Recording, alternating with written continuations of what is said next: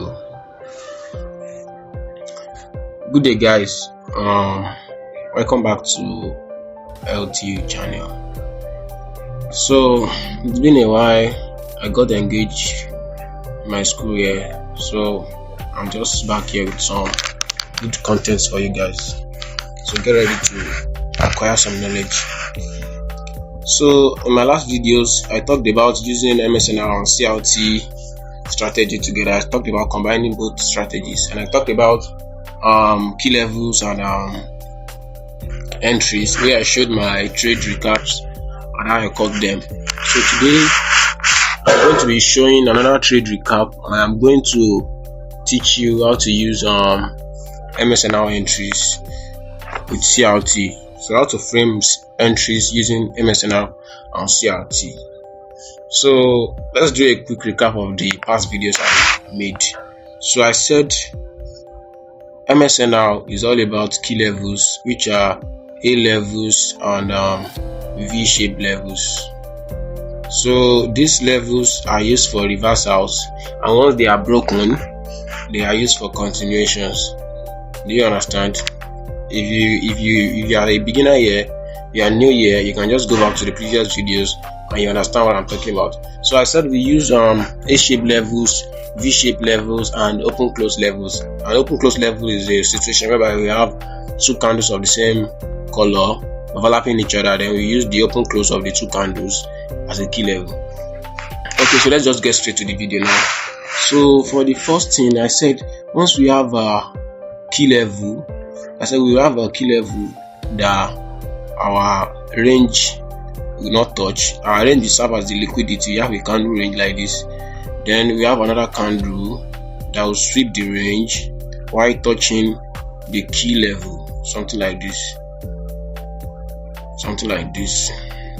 A candle range will be swept like this while touching this key level right here. This is the key level. You can just expand it like this. So this is the key level that was touched while sweeping this candle range. So we are expecting what? We are expecting a reversal to the opposite end of the candle range, something like that. So we cannot just enter market using things like this. We have to frame our entries from lower time frames, because this is what we expect. This is what we are expecting on higher time frames. So we are expected to go to lower time frames to frame our entries. So once we have a candle range that has been swept like this on higher time frame, on lower time frame, this is what we are expected to see. We have something we call ABC pattern. So ABC pattern is the most effective pattern that we can use to enter MSNR and CRT trades. We can use what is it called, model 1 entries. We can also use model 1 entry to enter the trade, but mostly for precise entries and for precise and effective entries with good RRs, good risk rewards, we have to use ABC pattern. And ABC pattern says once we have a candle range that is swept like this on lower time frame, once we have this on higher time frame, on lower time frame we should have something like this. We have a high right here, and we have another high that swept the last high. Then we have a break. Then we have something like an inducement right here, and we have this one coming back to maybe this QM level, or this another key level that is right here.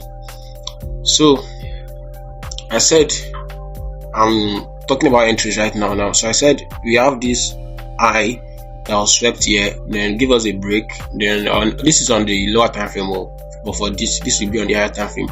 This will be on the lower time frame. So we have a high that got swept on lower time frame. Then we have an inducement, and then we have our key level. So for key levels that we can use for entries on the lower time frame, we can use QMR levels. QMR levels are A-shaped levels that got broken twice. So this is an A-shaped level. Like I said in my previous videos, that A-shaped levels are expected for reversals or continuations. So this one is expected for reversal right here, got broken. It is expected for continuation right here to move to the upside, but then again it got broken the second time. So this is a KM level now. It has to be used the third time because it has been broken the first, third, and we expect it to be used the third time. So we have our inducement level right here without touching the KM level. So we can use our KM level for our entry right here, and then in some scenarios whereby we will not have our QM, we can use any other key level that is close to our inducement. So the closest key level to our inducement is what we will use for the entry. Sure you get. So another key level might be right here. Maybe we can have an open close level right here, or we can just use this A-shaped level that swept this eye right here. We can just use this one for entry. And also we use fair value gaps. So we use fair value gaps for entry also. So whenever you see a fair value gap instead of a shape or V shape or open close level, whenever you see a fair value gap that is close to your inducement, so you can use that one for your entry too. And the best entries come within 50% of the range. This is the range. This is the candle range right here. The best entries come within 50% of the range. Let's say this is the range right here now. This range that got broken right here, that produced the inducement. So the best entries come for 50%. As you can see, this is 50% of the range. So the best entries come above 50% of the range. So from 50% to 100%, that's where you can find the best entries. So right here, as you can see, our entry is above 50% right here. So that's one of the best entries you can have. So something like that. This is just basic knowledge about entries. So I'm gonna show you a trade recap now using this same one. You know, this one I showed you is for selling scenario, so it is the inverse for buy scenario. So you can just flip it, and it's the same thing for buy scenario, where we have a simple, we have something like this one for buy scenarios. We have a low right here, we have a low swept right here, broke here, then give us our inducement, then come back to maybe QM level or an open close, or if you have a look at somewhere here within 50%, then move to the upside, something like that. So let me just go straight to the trade that I took to show you guys. Okay, so this is it now. This is the particular trade I'm talking about. So this is it on daily time frame now. As you can see, we cannot take our entries from daily time frame normally. So we are framing our MSNR entries on MSNR entries on CRT candles on higher time frame. So this is open close level right here, and this is our range. So we have this candle that swept this range without sweeping the eye. As you can see, this eye was not swept before the low, so it was only the low that was swept, and it closed within the range also. So this is a good CRT candle for us. So right now we are moving to lower time frame while reacting from this open close level. So right now we are moving to lower time frame to check for our entries. So from daily we can go to 1 hour to find our ABC pattern, right? So for 1 hour to find our ABC pattern, we find the line. Okay, this is it right here. My network has not loaded. Okay, so on our higher time frame we have our open close level from right here. I think from back here, yes. So from back here, where market reacted from right here to give us our candle range and sweep. So the sweep that touched the key level. So right here, I said for ABC pattern we have a low that will be swept. As you can see right here, this is the low that was swept. We have a low that was swept right here. After that, what do we have? I said we have a break. So as you can see, this is a break of structure. This is the last eye that was created, and it got broken right here. As you can see, obviously, if you don't use MSNR break, I just use simple SMC break. As you can see, this is a lower low, lower eye, lower low, lower eye, then lower low. Then this is the last eye that got created. It got broken right here. And what did we have? We have our pullback. I said we should have a pullback. So this is the pullback that we had. This is our inducement. So after our inducement, what is the next thing you're going to look for after inducement? We are going to look for the nearest key level, which can be an A-shaped key level, a V-shaped key level, an open close key level, or a fair value gap. And right here, what did you have here? We had our open close key level right here. We had our fair value gap right here. I think we had this one too. We had this A-shaped key level that got broken once and can be used again. So what are we going to use? The fair value gap right here covered, I think covered the 3D key levels, something like this. Can you see? We have a small fair value gap right here. Well, if it's too small for you, if you think it's too small, that my price is not going to respect it, you can just pick this A-shaped key level that got broken right here. as you can see. Perfect. So even if you are not picking this H-shaped level, if you are picking this open close level, as you can see, market use this also. So your entry will just be right here from the H-shaped key level that got broken. Yeah, and your SL will cover the candle, something like this.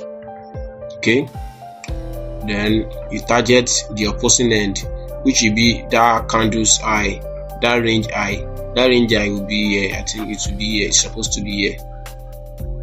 But in my past videos, I said earlier that for you to determine your target, even if you are not contented with taking the opposing end as your target, you can also find more target by looking at the candles that form before the candle range. Can you see? I said this in my last videos that if the candles that form before the candle ranges are of the same color with the candle range, you can just target the last candle that was the same color, that is the same color with the candle range. This is the candle range. This is a bearish candle, bearish candle, bearish candle, bearish candle, bearish candle here.